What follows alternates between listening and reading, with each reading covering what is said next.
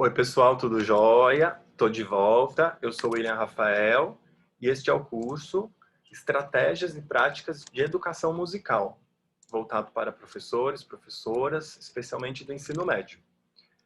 Você pode navegar por esse curso de diversas maneiras. Se for aula a aula, uma por dia, ali 10, 20 minutinhos, você consegue apreciar o conteúdo, ou mesmo num dia só, uma aula em seguida da outra, não tem problema. É conforme a sua agenda, a sua disponibilidade. Importante, se possível, anotar algumas informações, alguns conceitos-chave. Mesmo se não for possível anotar agora, se está vendo ali durante um trajeto, buscar registrar mentalmente, né, e revisitar o conteúdo depois para poder aplicar também nas suas aulas. Para essa aula de hoje, eu preparei uma canção brasileira de 1985, da banda Kid Abelha. Ela se chama Lágrimas e Chuva. Tem diversas questões que a gente pode trabalhar de início, a partir de Lágrimas e Chuva e de Kid Abelha, né? Na mesma época, tem outros artistas, como Lulu Santos, Blitz. A gente pode falar desse cenário cultural da época, de produções nacionais, quais são as influências, músicas que vêm de outros países, qual é a soma da nossa localidade a essas músicas, a língua portuguesa que é utilizada. Dá para a gente falar também desse circuito, desse eixo Rio-São Paulo, que existiu aí muito forte até os anos 90, quando surgiu o movimento Axé, outros movimentos de outros estados do Brasil, como a música de Pernambuco, o movimento Mangue Beat, que vem aí um pouco depois. Mas é importante aí lembrar, historicamente, como ficou por muito tempo restrito, e ainda é forte, né? Esse eixo Rio-São Paulo, de produção de música, de cultura, lembrar de diversos artistas que vieram para essa região, como Elba Ramalho, Alceu Valença, os próprios Novos Baianos, né? E questionar mesmo, né? Discutir em sala por que isso acontece, falar de questões socioeconômicas. Sobre a trajetória da banda em si, da vocalista a Paula Toller, né? A gente pode falar diversas coisas, dá para questionar, discutir a questão geracional, o que é ser jovem, para você tá aí a Paula, os músicos também, com todo o talento, se apresentando nos seus projetos até hoje, né? E a gente pode também falar sobre as duas versões de Lágrimas de Chuva. Uma é de 1985, que ela é mais atônita, tem umas batidas mais aceleradas. Será que ela dialoga melhor com essa letra ou não? E uma outra é do acústico da banda, de 2002, que já foi mais tranquila, uma música caráter romântico. A gente pode analisar na semiótica o que melhor se encaixa também, na opinião dos estudantes, das estudantes, o que se encaixaria ali melhor, né, na forma e no conteúdo. Esse é um conceito que a gente vai utilizar muito, forma e conteúdo da semiótica, né? Na forma, ali você pode falar do ritmo, da melodia, de como aquela letra se encaixa, e se você quiser entender o conteúdo como a própria letra, se for essa a sua abordagem, então como esse conteúdo vai estar associado àquela batida, aquele ritmo, aquele movimento, né? Isso tudo a gente vai ver canção a canção. Eu não vou poder trazer as músicas, né, por uma questão de direitos autorais, mas a gente vai ter as letras delas, e aí é possível pesquisar também, são músicas aí amplamente abertas no YouTube para uso pedagógico, tranquilo, né? Só que no vídeo que talvez teria alguma restrição mesmo, né? Em Lágrimas de Chuva, outra questão que dá para trabalhar é a solidão na adolescência, né?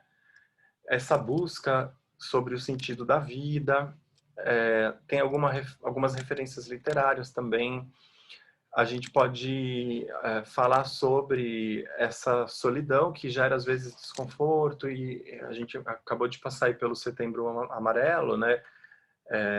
Prevenção ao suicídio, diversas coisas ali que podem dialogar com o jovem. E ele pode pensar, poxa, mesmo uma música de 1985 dialoga tanto comigo, eu já tive essa experiência na oficina Letra e Música, de trabalhar justamente essa canção, por isso que eu a trouxe em primeiro lugar.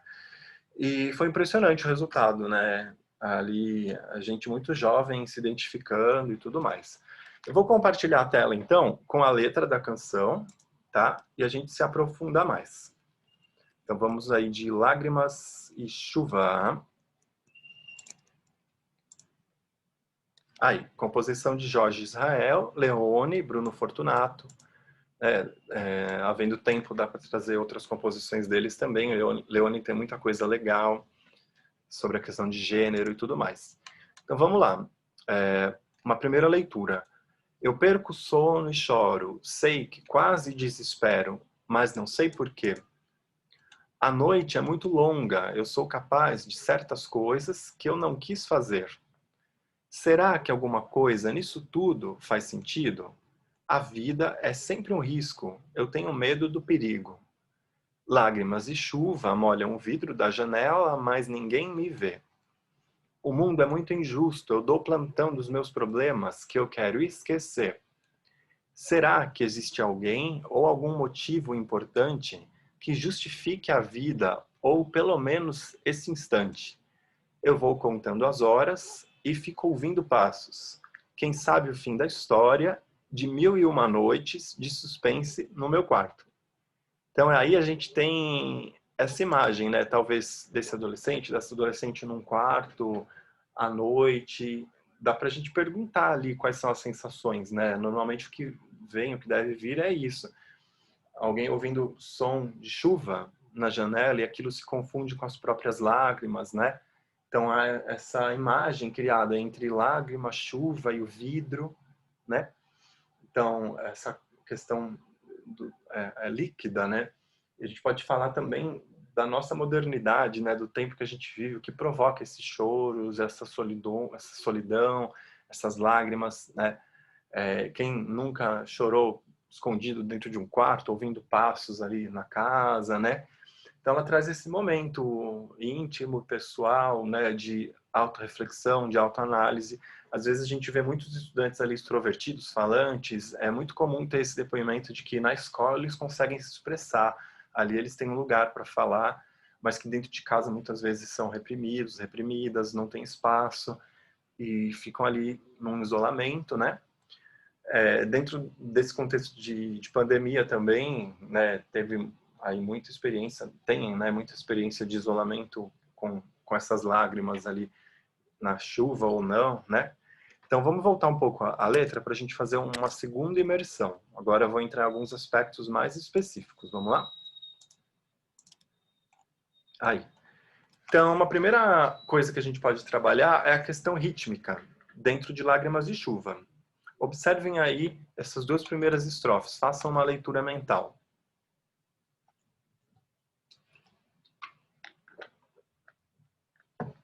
Observaram como existe uma métrica padrão entre essa primeira estrofe e essa segunda?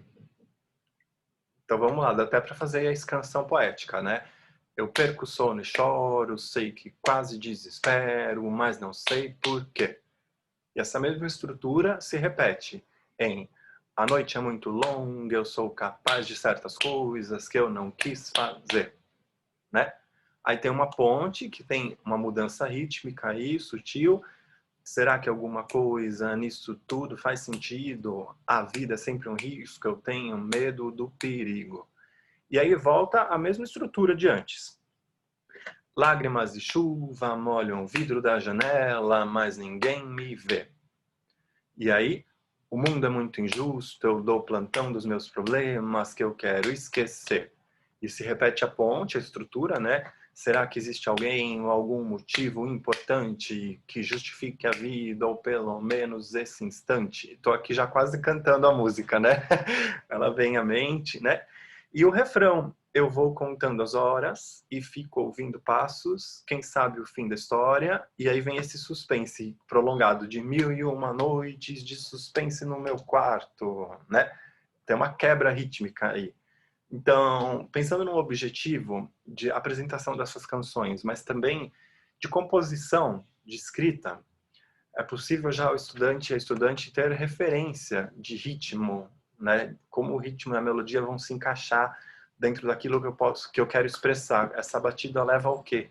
Dá alguma angústia, esse suspense que vem para o final, né? A gente tem uma estrutura ali toda quadradinha. Eu vou contando as horas e fico ouvindo passos. Quem sabe o fim da história? Aí vem uma prolongada. de 1001 noites de suspense no meu quarto, né? Então, esse suspense de 1001 noites, e ali vem a referência literária, né? As 1001 noites, dá para a gente trabalhar essa questão dos contos da Sherazade, né? Que foi preservando a própria vida, contando uma história por dia e deixando o final para o outro dia, e ali, né, foi poupado de qualquer problema, né? A gente tem várias questões ali interessantes para trabalhar, né?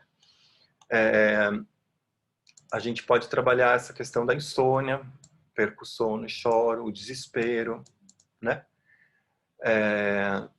O sentido da vida, como a gente disse, né? Medo do perigo. Ninguém me vê, tô aqui em isolamento, o que está havendo comigo, né? O mundo é injusto, porque eu não tenho espaço, essa crise comum dos jovens, né?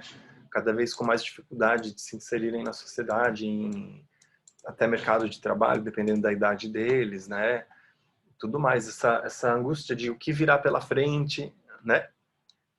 E aí, será que existe alguém ou algum motivo importante que justifique a vida, ou pelo menos esse instante? Dá para a gente trazer diversas concepções filosóficas aí sobre o que justifica a própria vida, né?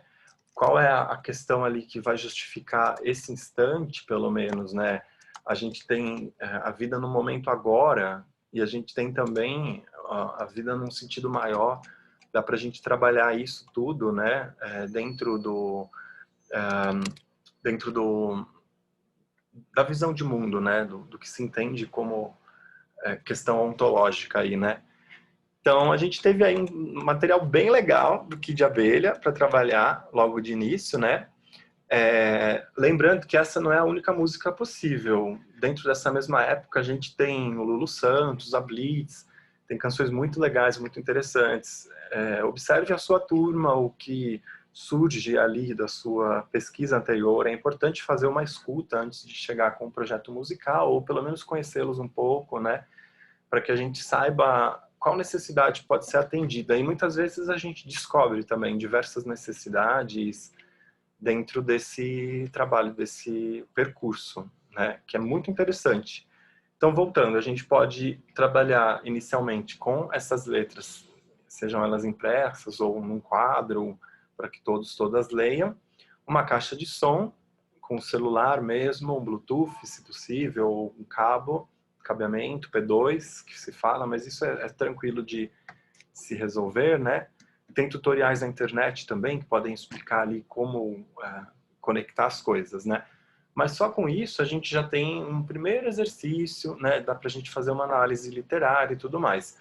Eu deixei para o final do curso o conhecimento mais específico de uso da voz e do corpo. Isso também pode ser trabalhado até para preservar as pregas vocais, não é que eles vão sair ali gritando, cantando a música de qualquer maneira, mas sentindo mesmo ali a melodia, muitos vão entrando. Às vezes alguns têm já formação musical em algumas áreas. Isso pode somar no trabalho, né? Pode fazer com que a gente tenha ali até aqueles que às vezes ficavam um pouco isolados na sala. Às vezes acontece, né? O garoto, a garota que tem mais sensibilidade, que pratica algum instrumento musical, às vezes, né, eu observo pelas minhas experiências esse certo isolamento ali na sala, né? E isso pode ser resolvido com o protagonismo, né? Às vezes aquele ou aquela que toca um violão pode ser chamado ali para estar no centro da roda, né?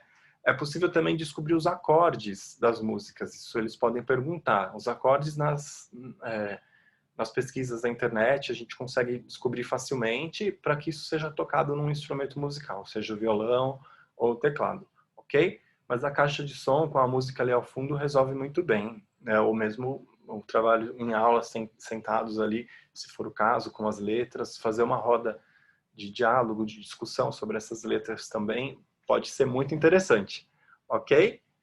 Então, por essa aula é só. A gente volta aí com uma outra canção e espero que você esteja curtindo, gostando e que isso possa ser útil no seu dia a dia. Muito obrigado, até breve.